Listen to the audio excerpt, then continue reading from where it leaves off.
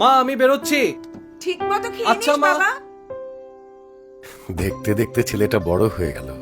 এই সেদিনও এই সময় স্কুল ব্যাগ কাঁধে নিয়ে বের হতো, আর এখন অফিসের জন্য বের হয়। সময়ের সাথে সাথে সবকিছু বদলেছে, কিন্তু জানো আমাদের আয়ন কিন্তু একটুও বদলায়নি। হ্যাঁ, এখনো। মায়ের জন্য কিন্তু বরাবরই সবকিছু বেশি বেশি করতো।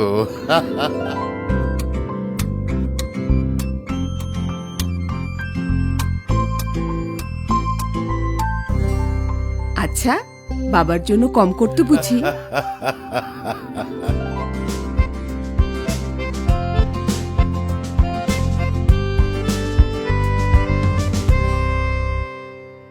আচ্ছা শোনো না, সেদিনের কথা আমার খুব মনে পড়ে। যেদিন ছেলে আমার জন্য একটা ফ্রিজ কিনে আনলো। এমন ফ্রিজ তো আমি আগে কখনোই দেখিনি। দেখো দেখো মা, এটা হচ্ছে ইনস্টাভিউ ডোর ইনডোর। আর এই যে তোমার ফেভারিট জুস কি। সেই দিন কি আর ভোলার মতো? তুমি তো খুশিতে একদম গদগদ হয়ে গিয়েছিলে। আচ্ছা, আর যখন সে আপনার জন্য নতুন টিভিটা আনলো, আপনি বুঝি একটু খুশি হন নাই? হুম?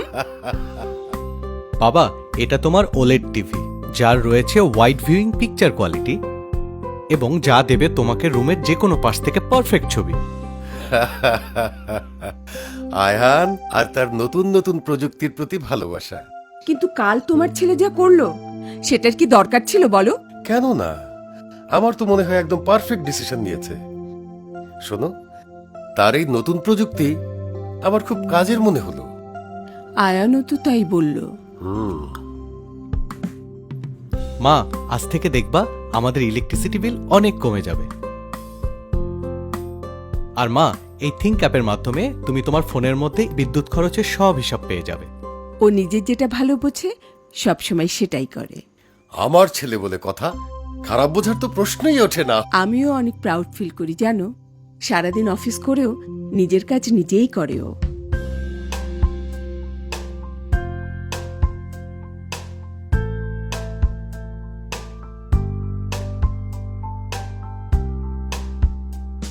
আমাদের স্মার্ট ছেলে কিন্তু শুধু আমাদের বাসাটাকে স্মার্ট বানিয়ে ফেলেনি, সে তার নিজের লাইফও স্মার্ট বানিয়ে ফেলেছে।